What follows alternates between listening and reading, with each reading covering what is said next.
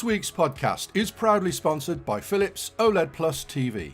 OLED Plus is the unique, multi-award winning combination of the latest OLED technology, working with Philips P5 AI dual engine picture processing, Philips Ambilight and Bowers & Wilkins superb sound. Philips OLED Plus redefines what's possible for both picture quality and sound quality, immersive performance in the premium TV market. Discover more at philips.com/OLED Plus. Hello and welcome to the Davy Florence podcast, streaming live on Wednesday, the 8th of December. And joining me tonight is Ed Selley. I don't shine shoes anymore. And Steve Withers. Don't put too many onions in the sauce. Welcome back. We're here for at least an hour tonight, and this is the last podcast for hardware, or 2021. Next week, we're having the entire team along. We're going to do a special podcast next week, an end-of-year extravaganza. So wear your Christmas jumper, bring some party poppers. We're going to have an end-of-year where we round up on the best of the best and everything else, hardware and movies. So the movies team will also be joining us next week. So that's the 15th. Put it in your diaries, get your Christmas jumper out. We're going to have a bit of a Christmas get-together.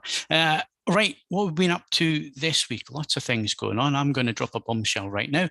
I've sold the Mustang. Ooh. It's gone. Okay. So, How long did you have that for? 5.5 months. I assume it appreciated in value quite a bit. It appreciated so much that it made sense just to move it on and get back into another one when the prices come back down and things Or rather, when the summer comes around and you can drive it. Yeah, and things get back to normal. So yes, I walked away having it cost me absolutely nothing, basically. And in fact, I had a little bit in my back pocket as well. So all turned out quite well there. It's a lie. The Kia is so extraordinary. It is. Frankly, nothing else will do anymore. Yeah, go buy a Kia Ceed. It's the best thing ever. But yeah, no, it just made perfect sense. At the minute, prices are silly for used cars. Dealers can't get any stock in, and of course the Mark 1 was limited edition as well. I mean, very limited edition. So yeah, I got in when I could get in. Did someone make an offer that you couldn't refuse, or did you just see the way things were going? I saw the way things were going, and I got in touch with the people who bought my last one, who had like a specialist dealer up here in Chesley Street. Just gave them a quick message and said, "Are you interested?" And had a bit of backwards and forwards, and yeah, it was like, okay, that makes sense. But it wasn't some Italian guy coming in with a suitcase then. No, not quite. I'm going to make you an offer you can't refuse. But it's like that with everything at the minute. We ordered a new MacBook Pro, and tonight I'm using a laptop for the first time ever. I'm moving away from desktop altogether, being a bit brave here. So we ordered one of the new M1 Max. MacBook Pros, we ordered that beginning of November, and it doesn't get here till next week. That's how long the delay is. And it's coming direct from Shanghai. So it's not even coming via the UK. It's directly. So that's how things are at the minute. It's supply and demand, and there's more demand than there is supply at the minute, which means prices are keen. So yeah, it made total sense to move it on. And yeah, I know lots of people that are doing the same thing. And of course, it'll equalize and prices will come back down to where they should be eventually. But yeah, so that's my news. Of how staggeringly undesirable my car is, that actually used ones are still relatively cheap, because nobody wants to spend that much money on running a Seat. So, although I did buy super unleaded for under £1.50 a litre last night. I was quite chuffed with that. So, well, that was another thing. It's a few weeks ago I went up to Scotland for 2 days. It cost me £85 to fill the Mustang, and there was nothing left when I got back. And we'd only done 200 and something miles, so I think it was £1.60 for the super unleaded, which was just getting silly money. So yeah. So anyway, what have you been up to, Ed? I've been doing various bits of work. As I was saying before the podcast, my parents sort of reached the point where it's like, what do you want for your birthday? Because my birthday is very close to Christmas. I'm like, well, I do quite want a James Smith umbrella. And it's like, yeah, go for it. I don't think they're quite, I mean, I've spent £100 on an umbrella, so I can't wait to leave that in the pub. So I did that.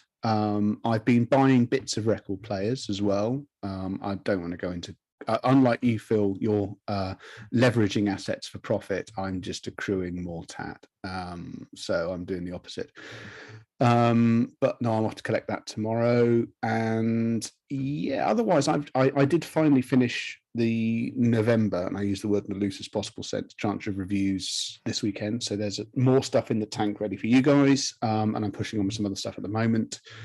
And aside from that, I was sort of thinking, oh, I'll clear the decks and I'll actually be able to have some time off over Christmas. But I now feel that that's tempting fate. And if I successfully clear time off for Christmas, it will be cancelled. So I'm going to take a more laissez-faire attitude towards that and see how it goes. So that I don't cancel Christmas for everyone. But yeah, that's me, so to speak. Excellent. And Steve's joined us this week. We seem to have managed to fix the audio problems. Fingers crossed. No, we haven't. So if I suddenly go quiet, give me a few seconds to re-plug in the USB connector. So what have you been up to? Well, actually, a bit like Ed jinxing Christmas, I think we can all blame the recent inclement weather on the fact that I did buy a telescope and haven't had any chance to use it yet. And it wasn't a radio telescope, was it? You see? No, it was not. That's the British telescope. So yeah, ever since it arrived, it's been truly shit weather. So there you go. Are you able to I'm set really it up sorry. on a sort of flat angle and spy on your neighbours? It's not that kind of telescope. Oh. I mean, this is the kind of telescope you can see Jupiter's clouds and the ice caps of Mars with. So I just imagine if you put it in your neighbour's window, it would be. I thought you lived quite a long way from your neighbours. I live a fair way, yes, but. Oh, he's gone, Steve. No. So yeah, switch it off, switch it back on again. Seems to be It's the old IT fix, isn't it? Yeah. So there you go. And Ed's just sorting a little bit as well. So yeah, we've got all the issues tonight, yeah. but that's what we've been up to since we were here last time. So tonight, what we're going to do? Well, we've got current competitions coming up. We're going to go through them. Lots of things for you to win. We're also going to go through previous competition winners. Hardware-wise, we have some news from Trinnov. Actually, the news was in September, but the update has just happened. So Steve's going to tell us all about that because he's actually got Trinnov products and he can tell us what's actually happened with that. We're going to go through the best TVs of 2021. And for our American viewers, it's not the Sony. We get other TVs in the UK, which we'll go through when we go through that. And then we're going to do our subject this week, which is the best and most memorable review products of the year. And I think we've all got something to say on that. Not necessarily products that were Editor's Choice winners or anything like that, but products that basically surprised us or left an impression with us. So we're going to go through that. We've also got Ed's album of the week. Steve's going to talk 4K discs. And then we'll wrap up, as we normally do, with what we've been watching this week. So to go through the competitions, Ed, why don't you take us through them? All right, give me a moment. Oh, Definitely makes sense for Ed to do it because I'm just going to cut out halfway through it. Yeah, that's why I'm doing that. Okay, you can win a Denon AVR X1700H AV receiver worth £599. That comes courtesy of our friends at Peter Tyson.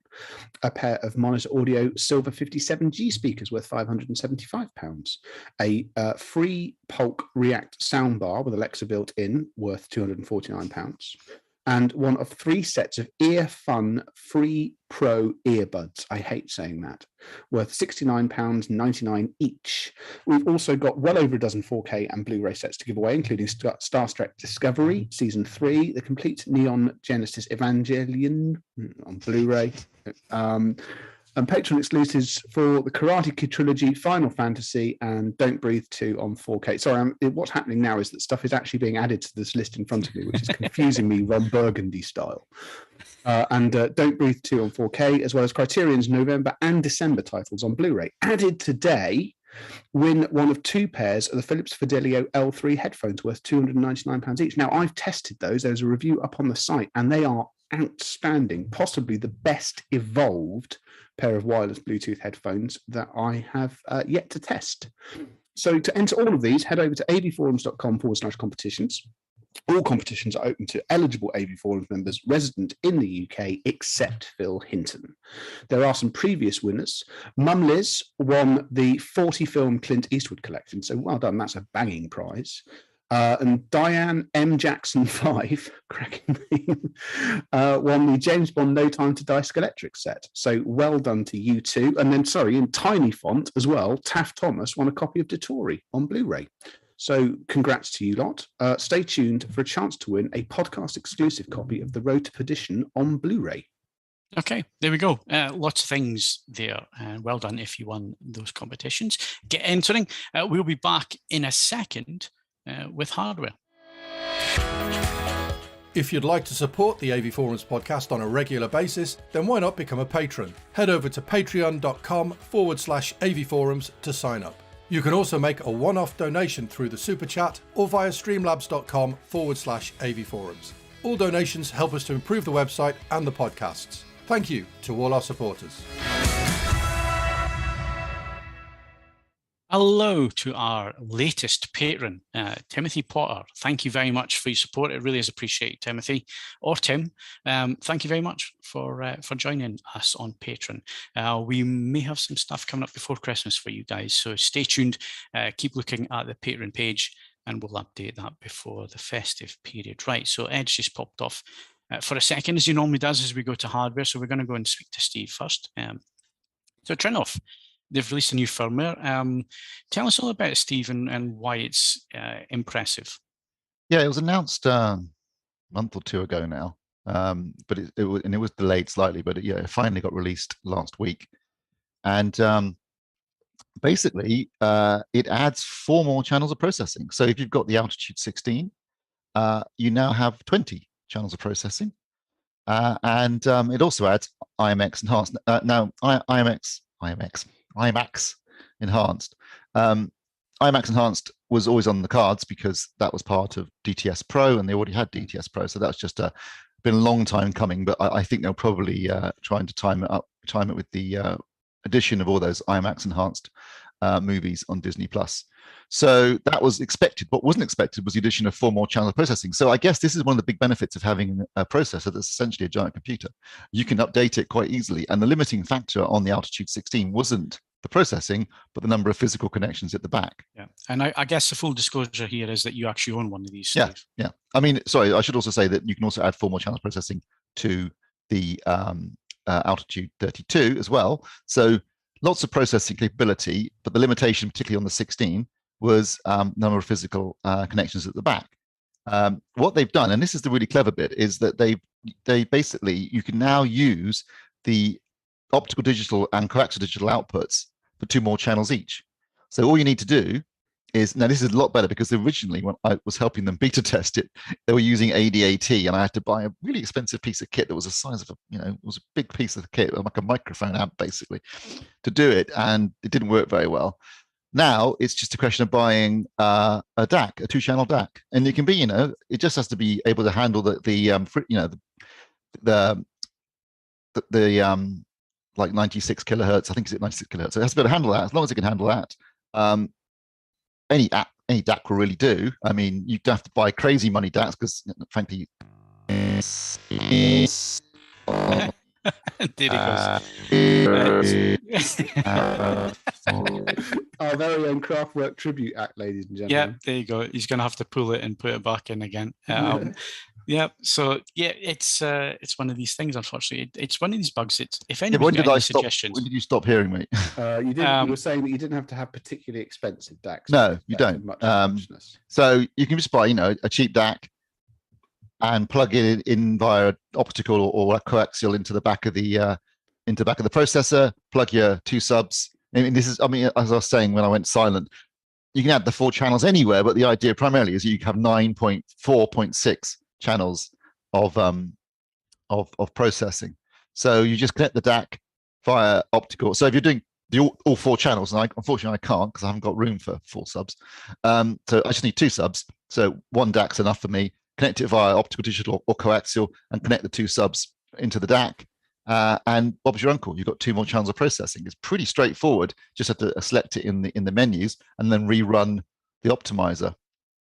You guys need to actually comment back to me so I know I can Yes, still. all right. Yeah, No, you're still okay. No, otherwise I don't know if anyone can hear me.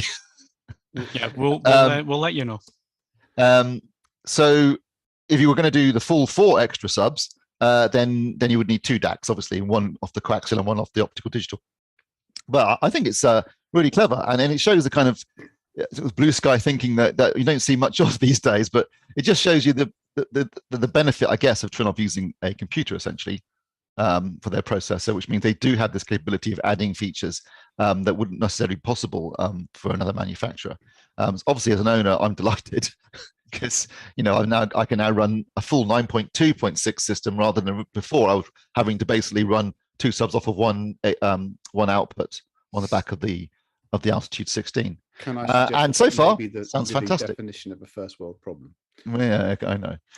It sounds fantastic, and I'm very pleased. So I shall be updating the review to reflect the new features in the very near future. Okay. And also, I say it's completely free. Oh, that's good. Yeah, I was about to ask. What the Altitude 32 is free? No, that's not free. That's about 12 grand. The update is completely free. The update's free. Oh, well, that's good. If you're spending that type of money, it's good that they're giving you something for free. But yeah, and it's good to see manufacturers doing this, because obviously JVC have recently done the same thing with their products, keeping them on the market a bit longer and updating them with firmware. And that's, it rewards the consumer for their investment in the product rather than, replacing the product year on year with incremental changes. I like the fact that manufacturers are taking that might be the way forward, given the lack of components and supply. Yeah, I think you could be right there, Steve. I think you could be right. So it also further reflects the idea of high value products staying in the field for longer, which has environmental benefits as well as anything else. So it's to be encouraged wherever possible. Yeah. Okay. Let's move things on then. Before we do, Steve, you've owned the Trinnov for a while now. It is obviously yours. You bought and paid for it. It's not a review sample or anything. So, nope. Was it worth the outlay? And what's it like? Honest. Yeah, he's gone. I asked him to be honest, and it went.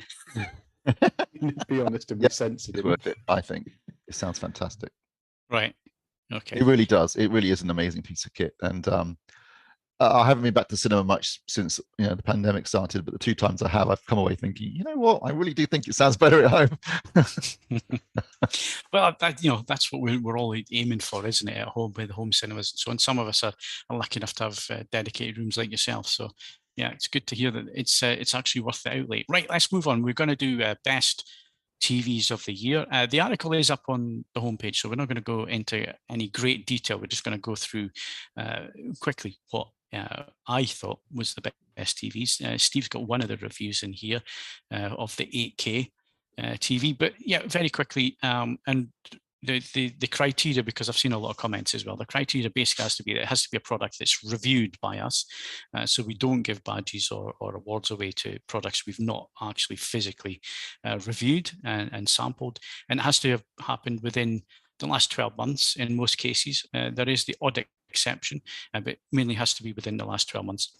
And it also has to be currently available as part of the official product range of the manufacturer and not discounted before the end of this year, or discontinued, before the end of the year. So that's the criteria for the awards. So just going through TVs, there's no such thing as a bad TV these days. So I just want to get that out of the way right at the start. The other thing is that when we come on and start discussing OLED TVs, I keep seeing this online with on our forums and various other forums where obviously consumers get behind the brand that they've bought into and so on. But as somebody who doesn't own a TV, I don't own a TV, and who reviews all of them, I've got to say they're all very, very, very close. And I think that was highlighted as well at a recent shootout that we did.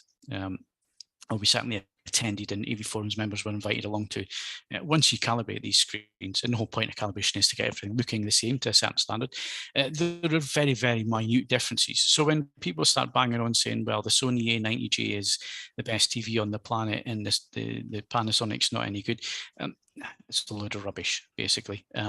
They are so close to each other. So actually picking the best TVs of the year is not easy, because each of them has slight little differences, but much of a muchness, because they're actually, a lot of them are using the same panels, just slightly different processing on top. So just quickly going through, and we'll make a few comments where we feel that necessary. But best value gaming TV, I awarded that to the Samsung AU9000. I know Steve has also had a look at this TV and reviewed it this year for another publication. It's not an enthusiast TV, and what I mean by that is it's not one that you're going to sit in the dark and watch movies on, critical movie watching and that kind of thing. Not designed for that. It doesn't pretend to be that kind of TV either. This is a living room workhorse. It has a decent image. It's going to work well in a bright room, which is, the majority of living rooms are bright rooms. People don't necessarily sit in the dark all the time to watch movies. And it also gets fairly accurate out of the box. It has filmmaker mode on there. It's not as accurate as some of the other filmmaker modes out there, but it gets accurate enough. The other thing is, gaming-wise, this is where this TV makes a lot of sense. I think the SRP was about £630. I think you can pick it up for around about 450 now. Certainly Black Friday, there was a lot of deals on this TV. So it's certainly worth that if you're looking for something that is a second room TV or something for gaming. I think this is where the strengths lay with this particular TV. It was only HDMI 2.0, but obviously, they have a feature on there called Accelerator Turbo, which basically means that you can use dynamic refresh, which means that VRR 120 hertz content at 1080 can be displayed. And also has a game bar display, which shows you, what the game's actually doing, what the refresh is, what the graphics are doing. And one thing that's unique to Samsung TVs as well is that if you are feeding it a game that does 32:9, which is the most PC games, or certainly a lot of PC games support that format, ultra wide format, you can do it on this TV as well. And 10.9 milliseconds, 4K 60 is the input lag. And Steve, you had a look at this TV as well. For a bargain TV, it actually produces the goods if you're looking for a second. Does. I mean, this is an area where Samsung are particularly strong. Their sort of entry-level, mid-range TVs deliver solid performance and the full Tizen operating system, whole bunch of gaming features. And if you're looking for a TV in that sort of sub £1,000 price bracket, you usually can't go wrong with a Samsung TV. They're definitely that's an area of the market where they are particularly strong, and this is a good example. Yeah. So best advanced gaming TV. So this is open to the whole market. Who is at the top, basically, who offers the most when it comes to gaming. And this falls down to LG, basically. LG really have been pushing gaming. Yes, it is an OLED. Do not worry about screen retention or anything like that. OLED is now mature. The panels are quite mature. And as long as you're not abusing the TV by using over bright settings, stay away from any YouTube channels or whatever that tell you to shove things in super bright modes and mess about with BT 2020 settings and all the rest of it. You don't have to do any of that. These LG screens really are great when it comes to gaming. The C1 is the sweet spot for this year in the range. And the C model usually is, it's usually the best all-rounder out there. But for gaming, it has 4 HDMI 2.1 40 gigabits per second inputs. You don't need any more than 40 gigabits per second unless you're doing 8K. Nobody's doing 8K at the minute. So 40 gigabits per second is it's going to be around and enough for the next 4 or 5 years. So don't worry about that. It's got 4 of them. A lot of the manufacturers out there only have 2 if they're using the MediaTek SoC. So LG doing their own thing there and offering more than the rest of the market. The only thing it doesn't support as well with HDR is HDR10 plus. I really don't think HDR10 plus is a big miss these days. It does everything else that you would expect it. And when it comes to gaming, you got G-Sync, you got AMD FreeSync Premium. The TV certified for that. NVIDIA and AMD are fully backing LG with their gaming prospects, and it does 4K 120 high frame rate. Also does VRR variable refresh rate, auto low latency mode, ALLM, and EARC. There's also HDIG setting in there, which is the HDR gaming interest group, which is important if you want to have HDR looking correctly, because it takes away any tone mapping. So then the console of the game can be set up correctly. So that is an important setting to have, and obviously the LG have that in there.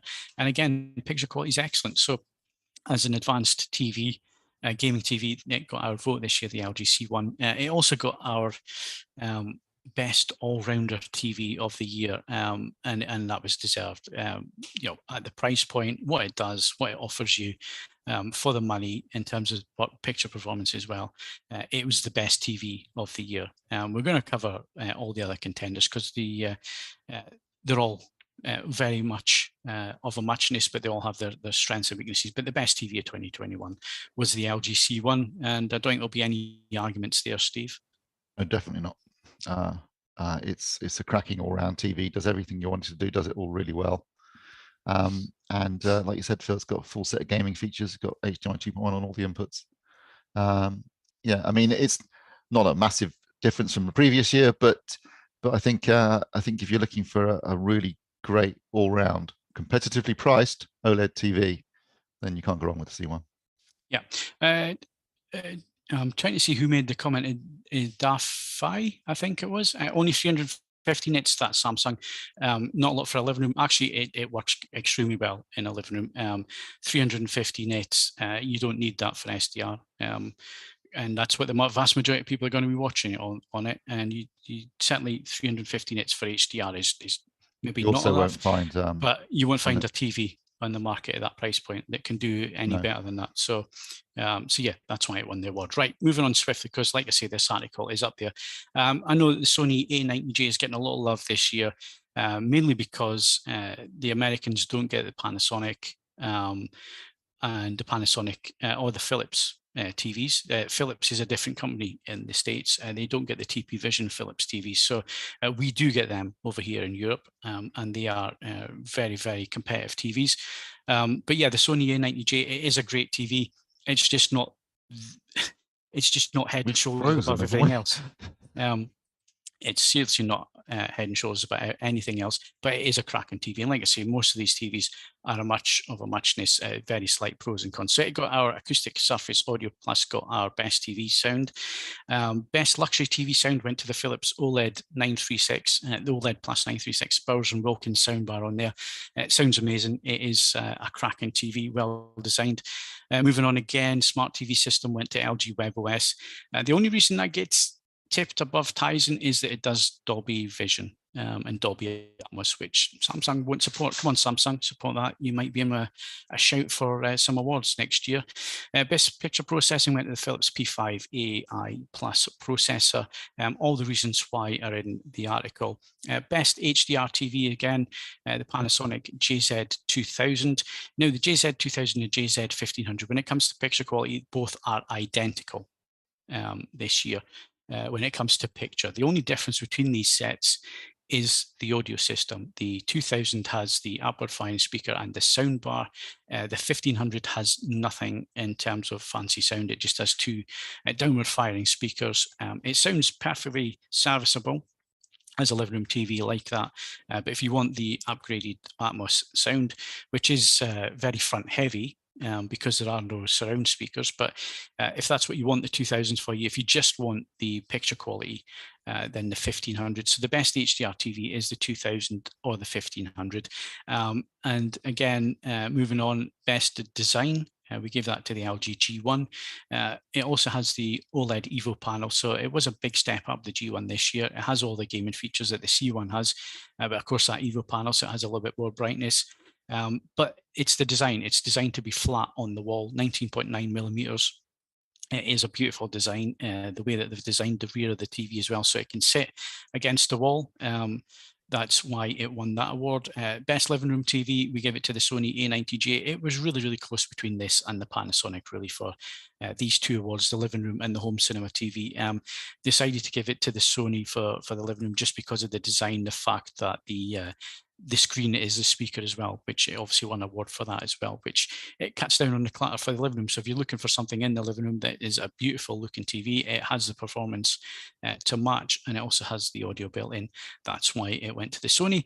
Panasonic JZ1500 got our best home cinema TV award, and the reason that it got that is if you are into home cinema, you already have a big sound system, you already have a 5.1 system or a 7.1 system or an Atmos system. You don't need it built into the TV. So the 1500, the fact that it has the custom professional panel in there with the extra brightness and so on, that's why that gets our home cinema TV of the year. Best 8K TV, I didn't review this one, Steve did. So the QN900, why did we give it to that one, Steve?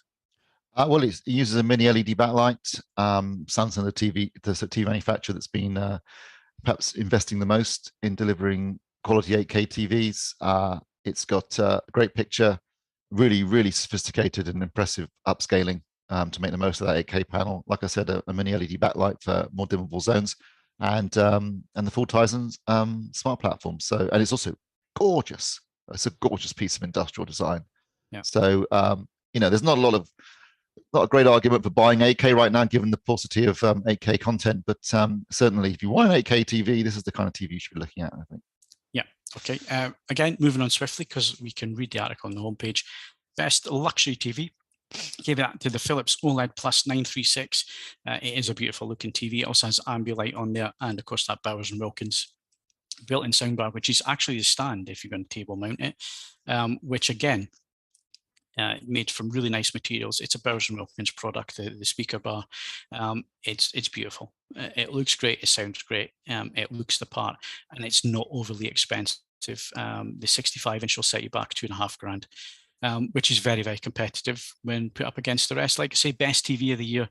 We give it to the C1 because it is the best all-rounder for the money that you're going to spend. The features that it has, the latest WebOS system on there, the smart TV is class leading.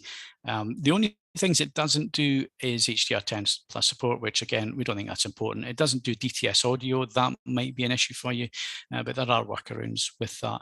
But it has everything else you could possibly want. And the other thing is that LG really have been supporting OLED. They've been pushing it forward as a technology, and we introduced our best TV manufacturer of the year award this year, and it was a no-brainer. That we were giving that to LG Electronics. We're all about picture quality, especially the home cinema side and watching movies and all the rest of it. OLED is the panel for that in the majority of cases. It has all the features that you're looking for in terms of enough dynamic range in there to get the best out of HDR, as well as brilliant blacks and just above black shadow detail and so on. So the award went to LG Electronics as best TV manufacturer in the of same vein, 2021. It's like the in a similar vein to Steve's Trinnov. I mean, the fact that they're still pushing updates onto my B7 is also pretty admirable in terms of, again, keeping stuff in the field, keeping it running, keeping it staving off the need for you to buy another one. So I mean, it's all contributory stuff. Yeah, excellent. So I kind of rushed through that a little bit. I know you guys, you join us on the Hardware Podcast to look and talk about the TVs, but the article is up there on the homepage. So go and have a look at it. You can spend a bit more time going through and seeing exactly why I gave the awards to certain TVs. And of course, this is just my opinion, based on having seen all the TVs in the same environment, calibrated, uncalibrated, best out of the box, gaming features and all the rest of it. And there'll be videos and stuff coming soon as well, so we can go into a little bit more detail. But yeah, if you've got any comments, then you can leave them in the thread with that article, or you can leave them in the podcast thread. So it's been a great year for product, even though we've had the pandemic to deal with and so on. And all three of us have had a look at some incredible budget kit, but also some seriously impressive and seriously expensive kit as well. So what have been the best and most memorable review products of 2021? And I'm going to go to Steve first, because hopefully you'll be able to say something before it cuts off again. So Steve. I'm going to be controversial here. I was looking through everything I've reviewed in the last year, and a lot of good products in there, a lot of solid products in there. I don't think much, though, really, I would call it revolutionary or innovative or really stands out to me. And I think this is a trend that we've been seeing for a couple of years now, where, we've reached a plateau to a certain extent, particularly when it comes to TVs, Phil. You look at TV pictures, I mean, the C1 has just won the award for Best TV of the Year. But how different is the C1 from the C8? Yeah. So... there he goes. Got to let him know that he has to reset his microphone there. Yeah. I was going to say there's a couple of products that I really liked because I didn't know they existed until this year. And one was the Oculus Quest 2, the VR headset. You there? Yes, we can hear Yeah. you now. Yeah, You're we good. hear. We can You're hear. gonna have to really say something when I'm talking, all just right, so I I'll know give that I'm a not talking to dramatic myself. and stylized thumbs up. But a wireless, cordless VR headset, just what I've wanted. So that was brilliant. I don't know why it's taken us long for someone to come up with. I mean, I know it's part of Facebook and everything, but or what they're called now, Meta.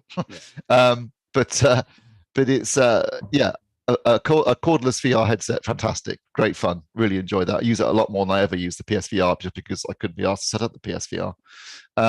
And in terms of video processing, obviously it's a mad price, but the Mad VR MV video processor does some very cool things. If you're if you've got certain issues you need to address in terms of either screen ratio or other factors that you need to deal with in your home cinema, that processor can do remarkable things.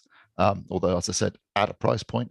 And also, because these are kind of things that aren't covered in the review, the lists I've already done for other stuff. But the Zudu, the Z1000 Pro Media Player, I use that a lot now. It's something I've kind of really got into in terms of ripping stuff. I know I'm a disc man, but it is quite convenient to stick them onto a. You can still hear me, right? Yes, I can hear you. Yeah. Stick them onto a hard drive and then just access them through a very, very cool looking user interface. So that's another product that's kind of slightly changed my habits a bit. Although my disc buying is still at heroin user levels. And I love my Storm Audio 16 channel power amp because I get all those channels for my Trinnov in one simple, small, relatively small package, which is convenient if nothing else, and it's also got shed loads of power in it. Otherwise, though, like I say, there's good stuff there. There's not, all the stuff that we get awarded badges to, all great stuff. But if you ask me, does anything really stand out to me this year? The honest answer is no, because I feel as though in terms of audio and video on the home cinema, shall we say, so I'm sure Ed's got a very different opinion. But like if you look at the AVRs, yes, you're adding like HDMI 2.1, but basically it's still, Dolby Atmos, DTS:X, IMAX enhanced, nothing's new. So it's all iterations and refinements of things that we've already seen. That's one of the reasons why the Trinnov thing was such a surprise, because adding 4 channels of processing, that is pretty unusual. And that definitely caught my eye this year. It's like, oh, wow, that's cool. And as Phil said, in previous years, JVC adding quite useful and very, cutting edge features to their projectors rather than doing just new models, again, is something I'd like to see more of. So if you're looking for something that's impressed me in the last couple of years, it's been manufacturers supporting. We're now doing the jazz hands to Steve. Yeah, well, no, you told me to, Yeah, I did. To step it up. Give it another go. Yeah, so my idea would be more of manufacturers supporting existing products than just bringing out new ones. That's what I agree with you on that one, Steve. And you touched on it there. Going back a couple of generations of TVs, there's not a great deal of difference. And the big thing this year was Sony and the others catching up with Panasonic with the heatsink on the OLED panel, so they could get the extra brightness. That was just everybody else catching up to Panasonic. There hasn't been any great innovation there. You look at the TVs, the C1, the G1, they're the same as last year's products. The Gallery series is exactly the same design. They've changed the design in any way. They've just stuck the Evo panel in there and the name. So yeah, you're very much finger on the pulse there when you say things haven't, there's not been any great leaps and bounds. That may change this year. And I'll be interested to see what happens. I was thinking, I did think mini LED might be more of a game changer, but I have to say, whilst they've like things like the QN 900 have looked great, it hasn't. No, mini LED hasn't added.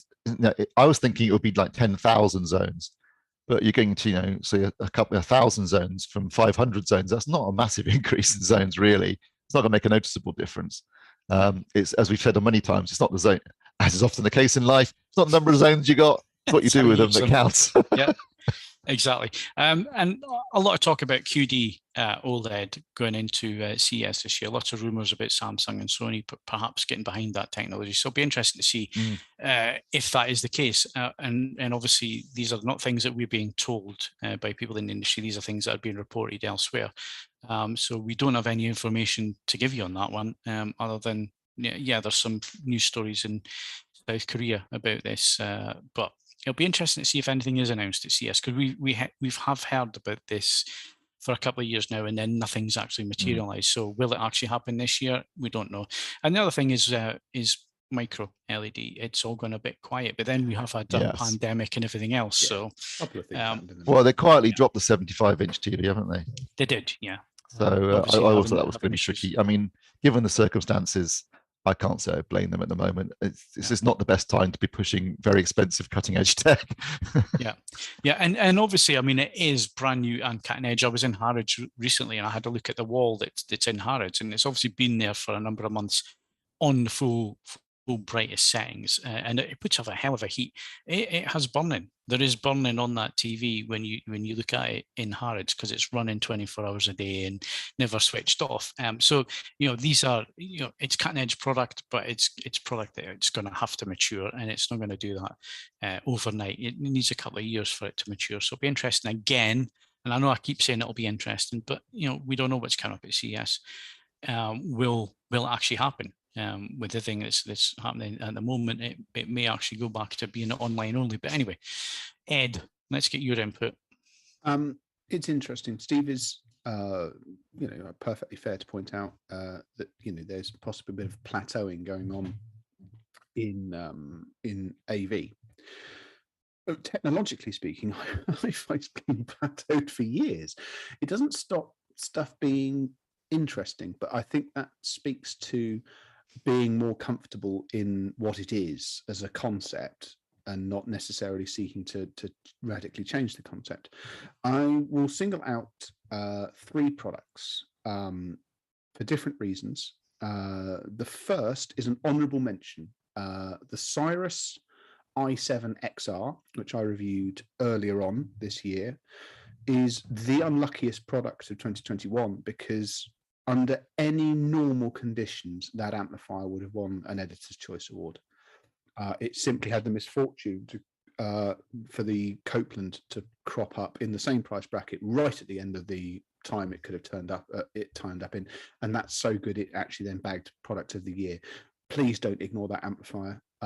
It is an absolutely sensational bit of kit. Really, really, really good. And the more time I spent with it, the more time it impressed me. So that's a slightly different one. I just feel it warrants mention because it was very, very unlucky in terms of what else happened in the year.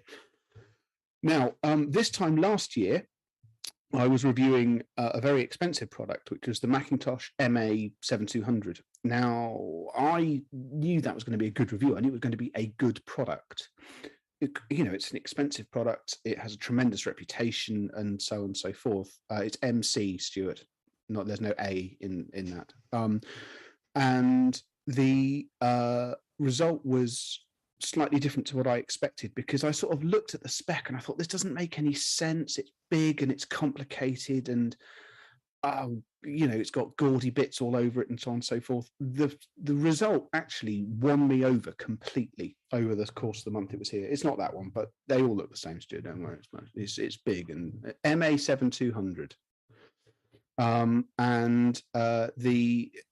Essentially it was one of those products where rather than sort of doing the standard high-end eulogy sort of review, it's really impressive and so on and so forth. It really, really won me over. The more time I spent with it, the more I thought I could use this day in, day out for donkey's years, and it would never put a foot wrong. It would never go wrong. It has a connection for every occasion. The controls might look like they were laid out by a madman, but actually when you use them, they're brilliant. They're all in the right place. Cool. There's the separation of controls where you think, why have they done that? And then you actually use it. You think, that's really clever. So that really did stick out as a product where I am much more of a Macintosh convert, having spent time using that in the conditions that Macintosh would envisage you using it than I thought I was going to be when I hefted the damn thing out of the box. Literally a year ago today, I was checking. The other one, and this is, again, this product I don't think was ever in danger of winning an Editor's Choice Award, but earlier this year I reviewed the Ellipson XLS 15, which looked like it dropped out of a hole in time from 1975. And do you know what? It's not a speaker for the ages because, I mean, for starters, it's simply not going to fit in a number of people's houses because it's a big lad. Despite there being 15 in the title, I mean, that driver is only 12 inches across, so it's comparatively small. But the more, again, you spend a bit of time with it and you realize just how joyous a thing it actually is. There's a method in the madness to that big wide baffle, and you just end up with a sonic experience which is different, not necessarily better, not always better, certainly, but different to the more narrow baffle beam at you approach of more modern loudspeakers. And it just, again, they couldn't stay. They were too large. I had no requirement for them, but if I ended up being like that mad bloke with the beard that collects 911s on Instagram, if I just ended up just randomly accruing hi-fi like a mad, or even more hi-fi, you'd have a pair, because every now and again you want to listen to something that was recorded on speakers that look like that, and it's just a sublime listening experience. I thoroughly enjoyed my time with them. They were far from the most expensive speakers, and if I'm blunt, they were also far from the best, but they had their charm, and you can't really give an Editor's Choice Award for most charming product because it really does sound like damning with faint praise. But nevertheless, they were hugely entertaining. And if you're looking for something a bit different for a lounge, well, you've got to give them a listen. They're fabulous. And I think that those were products which didn't necessarily, well, the Cyrus is different. The Cyrus should have had an award, but just got pipped to the post by something sensational. These two products, I don't necessarily think were in the running for awards, but they are nevertheless tremendously memorable about what they can do. I think they are what makes hi-fi entertaining, because there's no, as we've criticized in the past, it's a legitimate criticism, there's no one true way, there's no defined standard of what needs to be done, which leads to a multiple approach sort of situation. These are very, very different approaches, but tremendously enjoyable ones nevertheless. Right. Anything to add to that, Steve? Is there any products that have come to mind since Ed started? Oh, really? No. No. So, Stand by what I said. What about you, Phil? I've got to say, it's been very much of a muchness this year. Nothing's particularly excited me. That's not to say the products are bad. The products are excellent. It's never been a better time to really buy a TV. The quality is outstanding. And it doesn't matter which TV, really. You go for the one that has the features and stuff that you want at the end of the day. And out of the box, they're all very, very accurate these days. They all have the calibration controls. Almost all of them are now Calm and AutoCal ready. So if you want to dial them in and get them looking perfect, you can do. So yeah, it's not that there's nothing exciting going on. There's not good products out there. It's just innovation-wise, and I guess the pandemic has to have had an impact on that and on budgets and R&D and all the rest of it, which is why I'm looking to see what happens with CES this year. And all the manufacturers are having their briefings. Steve will be the same. I've had loads of NDAs come through for signing this week. So we are going to get briefed in the next week or two. Unfortunately, we won't be able to tell you anything until obviously the show happens, which is going to be around about the 4th or 5th of January before we can actually discuss that. But there are things happening. So again, without saying it's going to be interesting, it's going to be interesting. You know what you need to do, though? You need to pivot over to reviewing hi-fi with me. Okay. If it's another quiet year, just come and join the dark side. We have lots more fun. There's always TVs to cover. That's the thing. But yeah, we're going to obviously look at what's coming up in the next year and look at how we're going to present that in terms of reviews and so on. And that's not just TV, that's home AV and hi-fi as well. And if you've got any input, if you've got any feedback, or there's things that we don't do at the minute you'd like to see, or things that you think would be useful within the reviews and so on, then why not leave us a comment in the comment section underneath this podcast, and we'll certainly have a look at that. And again, when it comes to the podcast, we're about to move on to software, but before we do that, we are looking at the podcast. We're looking at how we're going to move things going forward into the new year. So again, if you have any feedback, and it could be anybody, we're not just looking at patrons here, we're looking at everybody that supports us by watching the podcast and listening to the podcast.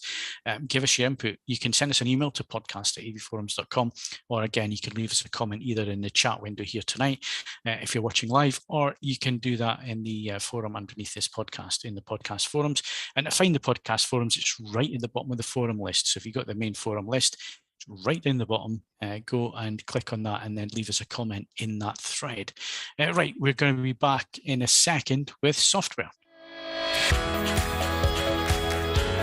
If you enjoy the podcast on YouTube, then please like and subscribe. If you're listening to the audio version, then please leave us a rating on your podcast app. We invite you to email questions and feedback to podcast@avforums.com and join in with this episode's discussion thread in the podcasts forum at AV Forums.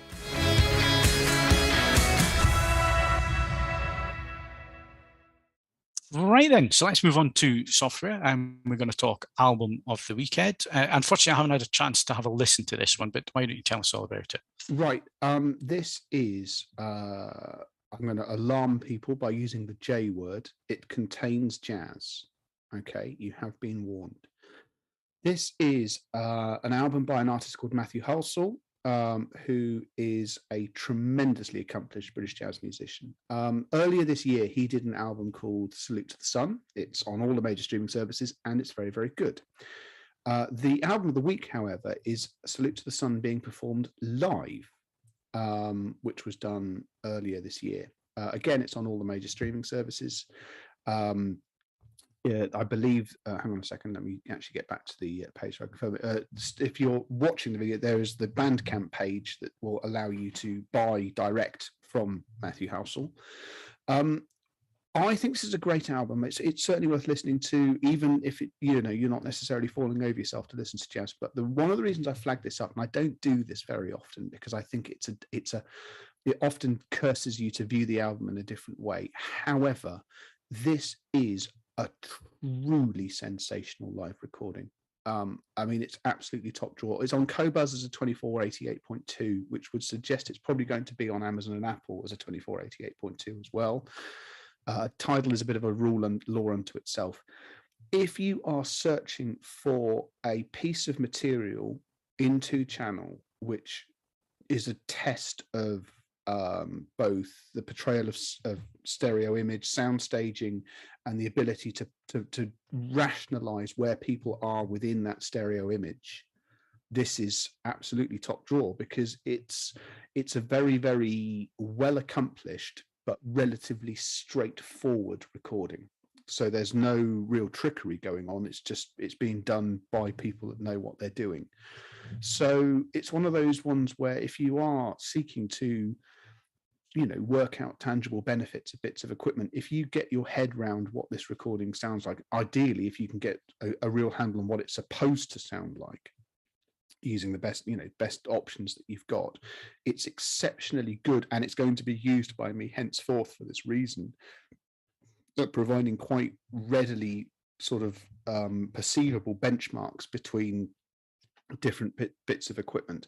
And I've ummed and ahed about saying this because you end up viewing it in the same way that Steve and Phil have their calibration discs, and this isn't a calibration disc. It's a truly magnificent piece of music that should be enjoyed under its own merits. But what it is, because it's so carefully done, it really is something that stands out to me as being a truly phenomenal piece of test music as well. So I've obviously got it. Ironically, this is perhaps the only limitations of Bandcamp. I haven't worked out if you can buy the 2488.2 digital recording, but it's certainly available on Qobuz, and I imagine on Amazon and Apple as well. And do you know what? Depending on what else I splurge money on, I might end up buying the vinyl as well, because I like supporting the artist. But nevertheless, this is a bit different to a normal album of the week because it's bloody good, but it also possibly has a higher purpose to it as well. But you went back in time for your music this week, didn't you, Phil? I did. Have you been out gigging much recently, Ed? No, I know haven't. you did. No.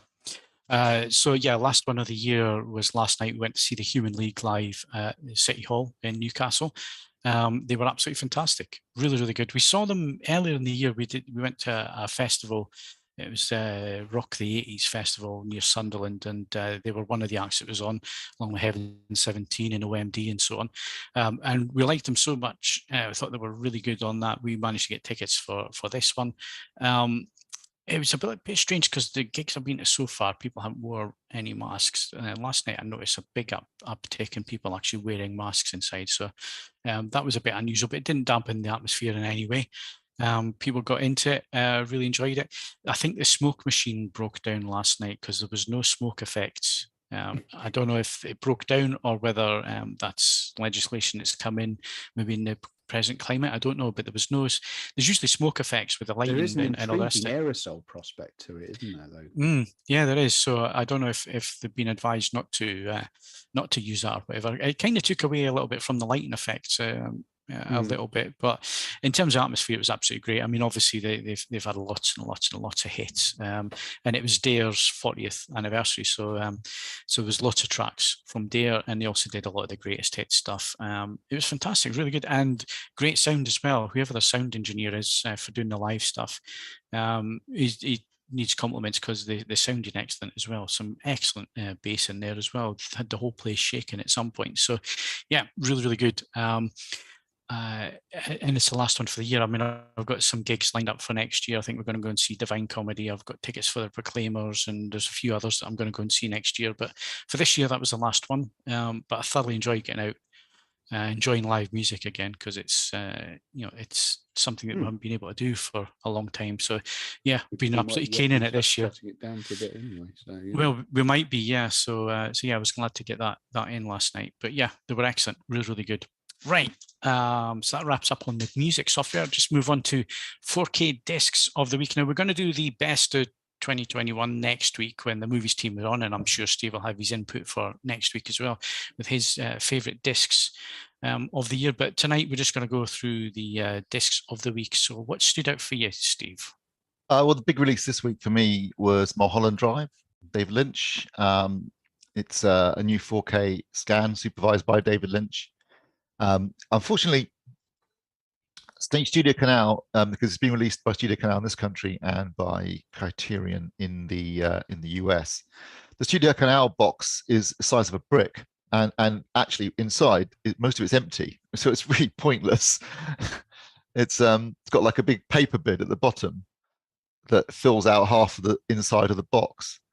So yeah, I'm not a big fan of the packaging, but the picture quality is amazing. It looks gorgeous. Obviously shot on film, and it remains my favorite David Lynch film, other than maybe Dune.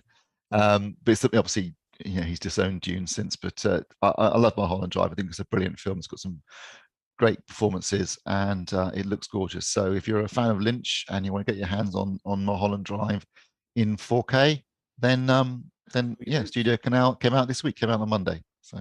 Boots. Excellent. Okay, good stuff. If you didn't hear the movies podcast, if you're not aware of the movies podcast, it's every other Wednesday to us.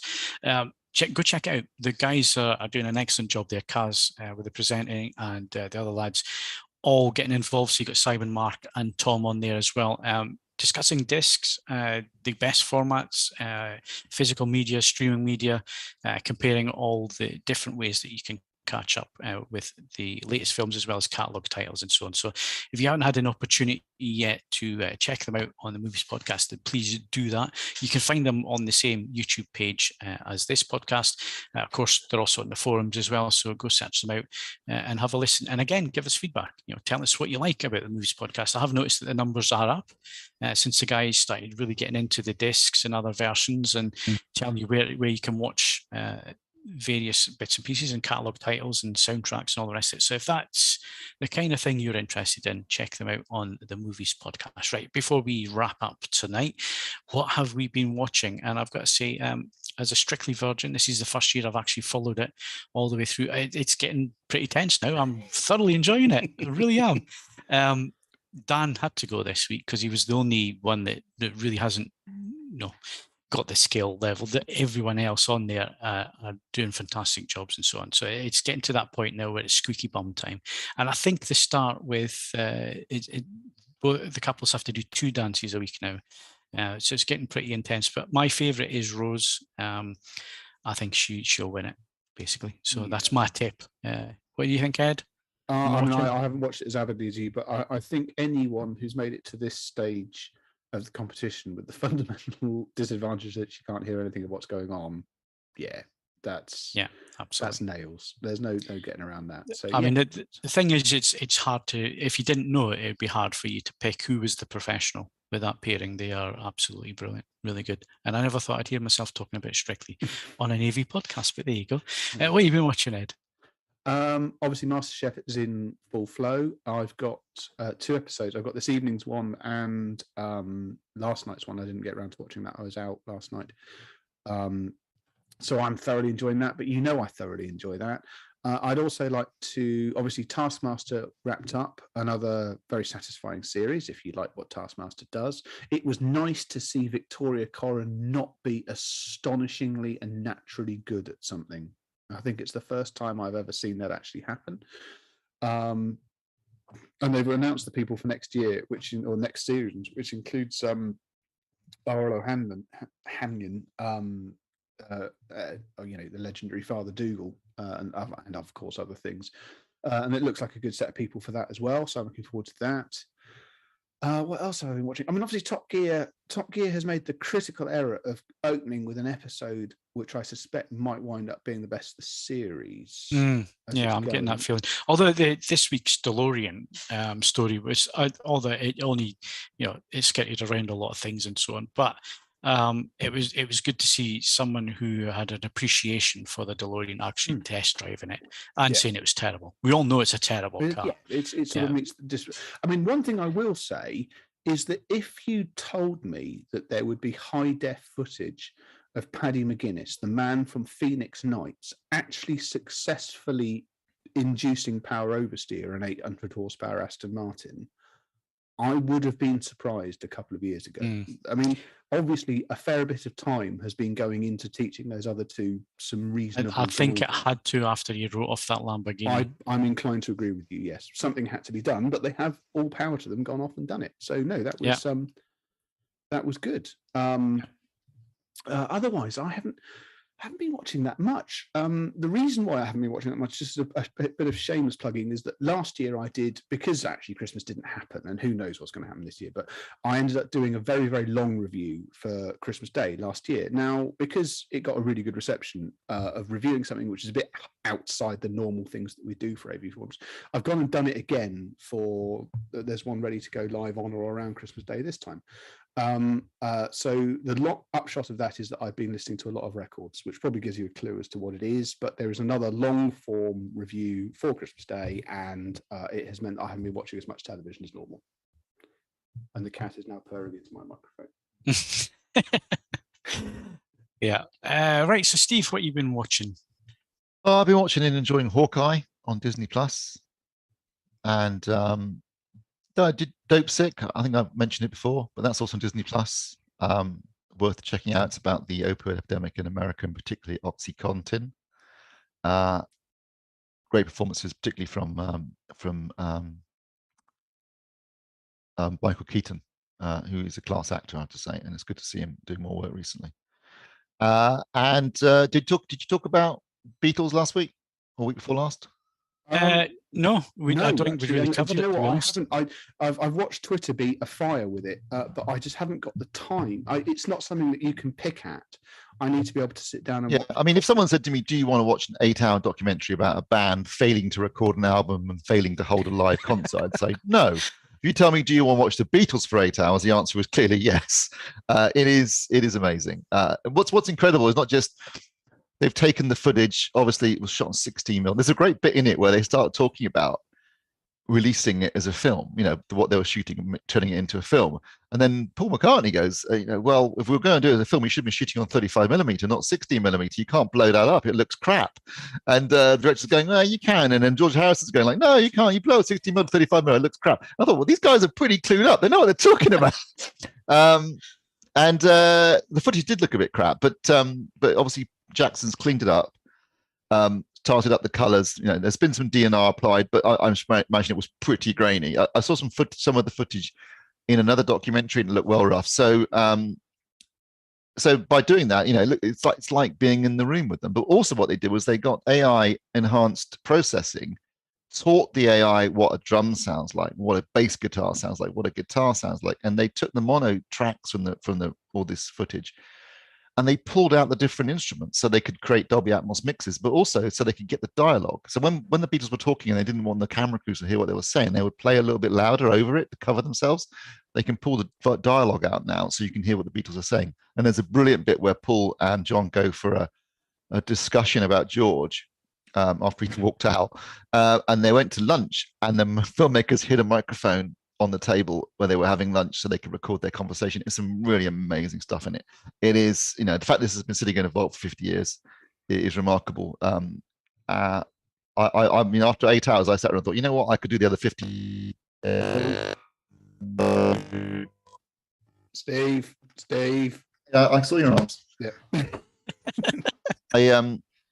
I could do with, I could watch the other 50 hours, to be honest. It was, I couldn't, because I'll preface that with, I am not a big Beatles fan, but I gave it a go. I gave the first episode a go. It's 2.5 hours. It's a bit where McCartney starts doodling on the piano. And that was great. Let it be. That was great. But don't get me wrong, that was great. Okay, I get that, but it was very samey, and I had trouble getting into it because I don't have an interest really, so I struggled with it a little bit. But there were, like you say, excellent bits where he sits and writes that song. And he also just like writing "Get Back." Get Back, playing. Yeah. It's amazing how many songs. Poor old George. He's got all these They start playing "All Things Must Pass," and then no, we're not going to use that. It's like George. No wonder he must have been so annoyed because he turned into a really good songwriter at this point. Yes. But what's the best bit, and it's worse thing, it has been knocking around on Twitter, is when the coppers turn up to stop them from playing on top of their office in Savile Row. And the look on McCartney's face when he sees the coppers turn up is just pure joy. He finally got exactly what he wanted for the end of their film, and it's brilliant. Well, if you're a Beatles fan, it's obviously a no-brainer. You're going to watch it. Yeah. But even if you're not, it is fascinating because it's the Beatles. This is the most important band in the history of music. So. Yeah. Do you know what? I was gonna be pedantic, but no, probably. So. I will get around to watching it at some point, as I say, not probably once this product has been wrestled from my cold dead hands, Charlton Heston style, then I have to go back to watching it on television. But... Yeah. Okay, well, I think that wraps everything up. So all we need to do is the podcast competition. So Ed, why don't you do that? Because you've got a better connection than Steve has. Yes, give me a second. I'm just refiring it up. Right then, to win a copy of The Road to Perdition on Blu-ray, just use the following questions to select the correct answer from the competitions page. Which recent Bond actor co-starred in Road to Perdition? I mean, by the standards of some of the questions we've asked recently, that's almost a question rather than, Almost. Almost. I mean, it's like, as opposed to the last one I read out, which was like, do you have fundamental cognition or do you have traumatic brain injuries? Yeah. Okay, so there you go. That's a competition. Get yourselves entered into that one. Of course, you have to have listened to the podcast to know what the question was. So go and enter. You never know. You might win that. But that's it for the podcast this week. My thanks to Ed Selley. Am I something special? Some sort of schmuck on wheels? And Steve Withers. Don't buy wigs that come off at the wrong time. If you enjoyed the podcast, then please do give it a like and consider subscribing to the channel. Of course, you can also hit the notification bell. I'll tell you every time we publish new live streams, product reviews, and so on. And you can also follow us on Twitter and Facebook. You can bookmark avforums.com for latest reviews, news, and videos. And of course, leave us a 5-star rating on any of the services that you happen to listen to the podcast on. If they'll allow you to rate it, then please do. I'm Phil Hinton. Thank you very much for listening. And we'll join you next week for our Christmas party. Do join us. Goodbye.